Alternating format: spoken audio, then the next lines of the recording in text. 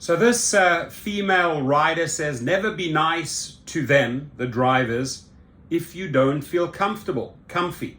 Woman claims her Uber driver texted her repeatedly following her ride. Drivers, you know that's a no-no, right? Then showed up at her apartment. Now that's going to get you deactivated, right? Definitely. So listen to what she has to say. It's valid.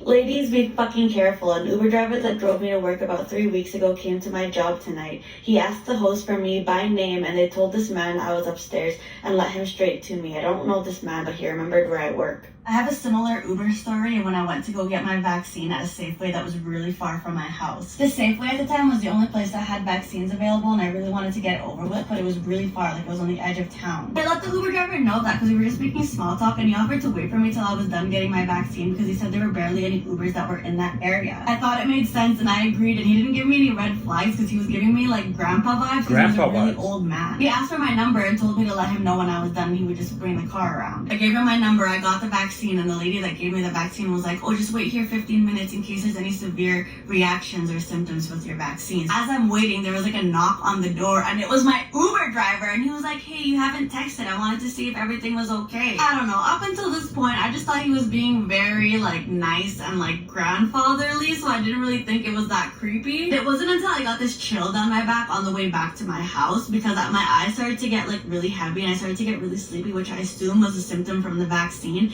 And he was like, oh, you can take a nap. And like, I don't know why that creeped me out, and I was like, no, I'm staying up. I got home safely, and then I thought that was the end of it. And a couple days later, he texted me. He was like, good morning, how was the vaccine? I didn't recognize the number, so I was like, who's this? And he's like, remember the Uber driver, the one that drove you to get your vaccine? And I was like, oh, it's good, thanks for checking up, how nice of you. And I just left it at that, but then he started to text me periodically, like day after day. He was like, good morning, how are you, hi sunshine, and I never responded. And 2 weeks later, thank God I wasn't home, I went back to my parents' house and they lived in a different city, and I was staying at their place over the weekend. This time I get a call from the Uber driver, and he's like, hey, I'm downstairs at your lobby. He's like, what's your unit number? Buzz me in. And I was like, why are you in my house? He's like, oh, I'm just checking in on you. And I hung up on him because I was so creeped out. I called our concierge and I told him to like not let that guy in or give him any information about me, and the concierge was like, yeah, of course. I didn't find out until I got home a couple days later that the concierge actually had to call the cops on this fucking Uber driver. He wouldn't stop insisting to the concierge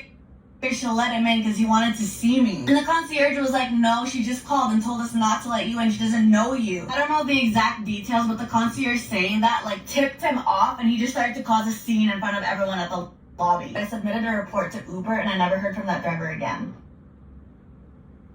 Shit. That's crazy shit, dude.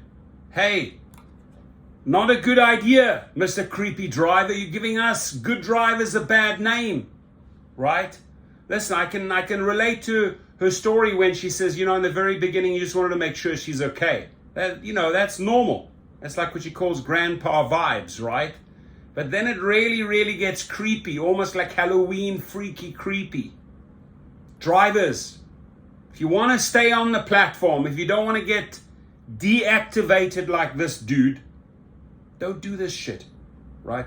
And if you get deactivated, you know, over reasons out of your control by a rider that made a false report, you come to us, you come to Gig Rocket, we'll sort it out for you. But don't be a copycat. Don't do what this dude did, right? Because she is going to get him fired in a heartbeat, which she did. She got him deactivated based on the creepiness. No bueno. Not a good idea. Please be safe out there, both sides, riders and drivers. We're better than that. We're better than Creepy Boy. Have a good one.